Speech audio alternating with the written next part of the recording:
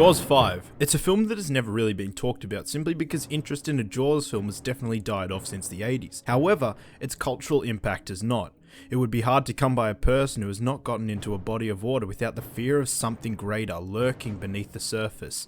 Simply the image of a fin conjures the instant image of a horrifying man-eating force coming to get you. However, while the first film is a masterpiece in blockbuster horror, well-crafted dialogue and fun likeable characters, the franchise, of course, has gotten worse and worse. Jaws 2 was a big blockbuster sequel that kinda just completely missed what worked for the first movie and just gave us a depressed Brody and a bunch of jackass teenagers. Jaws 3 looked like it had a null budget and squandered what could have been a cool premise with a terribly cheap schlockfest. And Jaws the Revenge...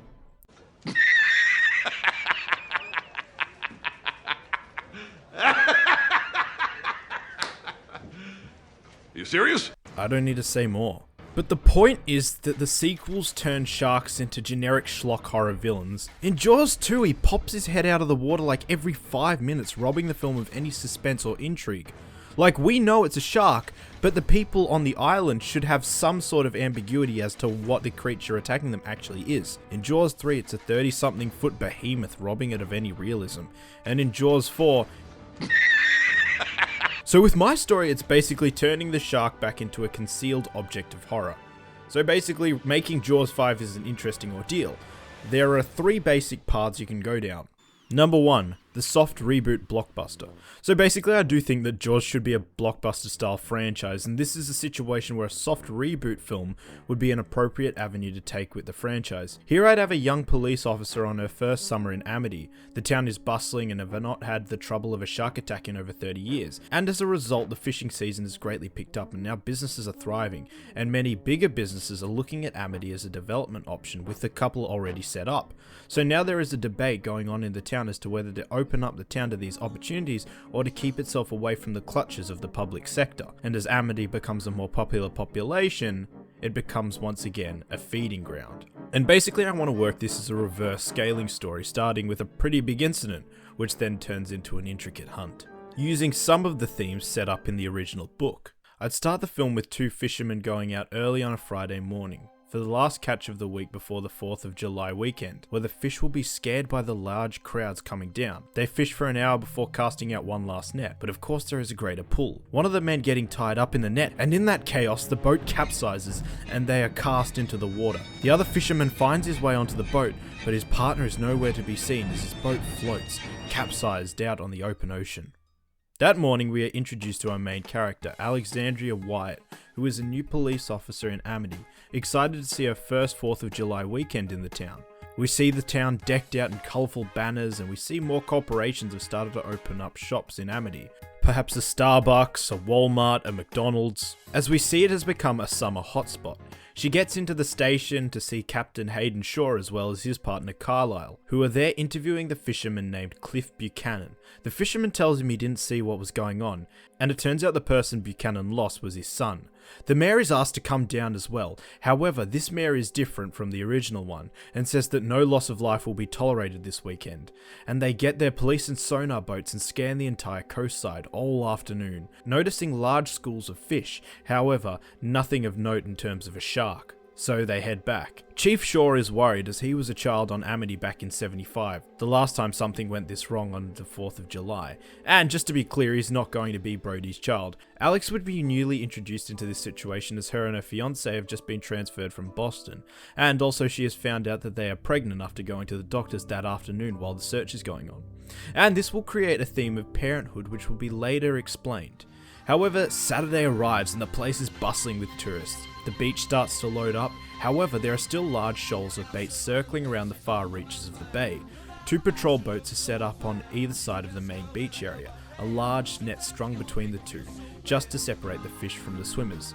Carlisle is on one of the boats, Shaw is out patrolling the main beach area, and Wyatt is hanging around the estuary. However, soon they start to feel a tug on the net and the boats start to come together. Carlisle feeling a pull as the fish break past the net and go crazy, heading straight towards the people. The boats come closer together as the shark net starts to shake violently before breaking completely off. They quickly radio to the tower for people to get out of the water. However, the lifeguards are distracted, and soon a young girl gets pulled underwater, then an old man. The patrol boats collide before Carlisle is knocked overboard, and he attempts to get back on the boat before being dragged under in a feeding frenzy. Eventually, the people leave the beach and the panic settles. Boats arrive to inspect the damage, the men dragging up the net, revealing a 14-foot tiger shark caught in the net. However, one of the guards who saw Carlisle get taken is traumatized and tells them that it was much bigger than that.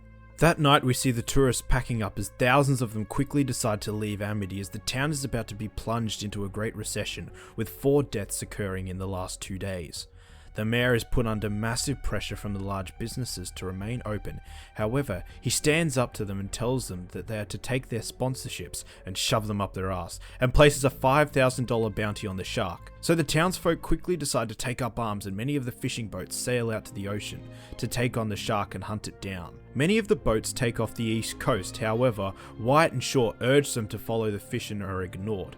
However, Buchanan says he will take them, and the 3 head off as the mayor provides them with his private fishing boat, following the fish out to sea. They make contact after the first night at sea with the other men, who say they have found nothing, as the media goes crazy with reports saying that Amity has once again been struck with a shark problem, as the mayor is put under continuous scrutiny from the media and pressure to remain open by the large corporations. Meanwhile, Alex, Shaw and Buchanan bond and talk about their children, as Alex is pregnant, Shaw is a father of 3, and Buchanan lost the one person he had left in his life, his son, and we see how he has become possessed with killing the shark, with almost an Ahab-like obsession as Quint in the book had. Soon the shark comes around. They are treated to harsh waves. At one point, Shaw is knocked off the boat and into a swarm of fish below, and has to swim back to the boat while the shark is lurking, barely escaping. However, soon the water calms down, and a pack of eels comes across their bow. Before the shark returns, a massive great white, measuring 25 feet long, leaping out of the water, attacking the seals before they flee. The shark disappears. They wait for hours on end. Buchanan's obsession starts to take him over. However, as twilight arrives, the shark begins to go at the boat.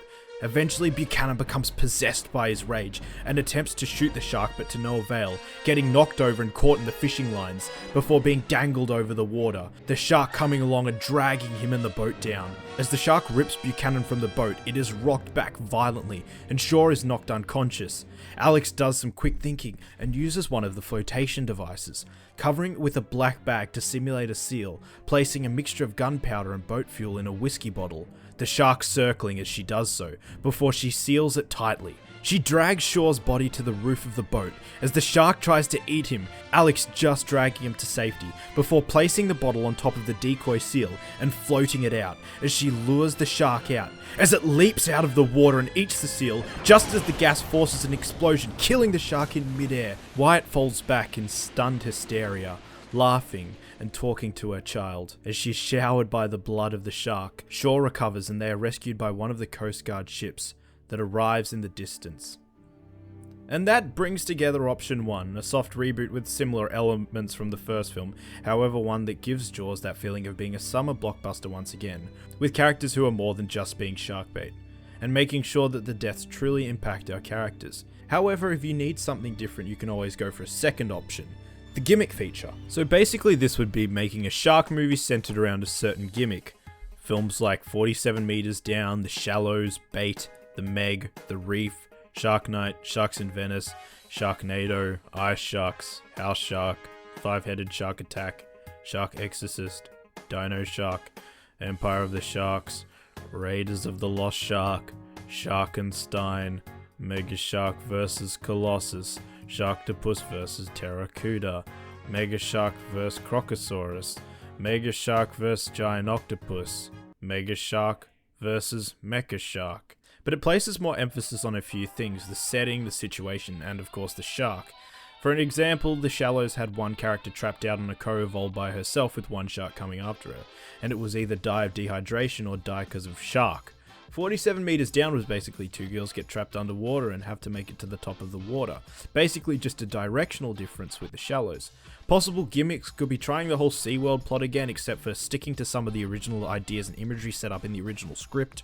A story involving soldiers and a submarine having to survive a shark attack when their U-boat is damaged. Perhaps a Tarantino-esque spin on history about hunting for the shark that killed Australian PM Harold Holt in the 60s, because we still don't know the exact circumstances of his death. A film surrounding a sinking ship as the shark slips on board, so it's a race against the sinking and the shark, or do something like Bait where a flood to a local town also brings along some uninvited guests, except you build better characters. Or the third option, which I'd be interested in seeing, the prequel. An idea I'd actually be genuinely interested in seeing is a story telling the events of this little tale. Sometimes that shark, he looks right into you, right into your eyes. You know the thing about a shark, he's got lifeless eyes, black eyes, like a doll's eyes. And tell a prequel style story about Quint on the USS Indianapolis. Now I know there is already a film centered around this ship sinking with Nicolas Cage, but apparently it sucks, so let's try it again with Quint as the main character as we see the event that shaped his life, seeing the horrific events come to life on the big screen in a film that only needs to be 90 minutes tops. Something like In the Heart of the Sea, except, you know, not boring. So there are a handful of ideas for Jaws 5 or rebooting this franchise. So tell me what you'd like to see out of Jaws 5, or if you'd like to see one at all, and what gimmick for a shark movie you'd like to see. So thanks for watching, guys. Please remember to like, share and subscribe to The Young Cynics. I'm always looking for more movie pitches to make, so be sure to leave a suggestion in the comments. And until next time, bye.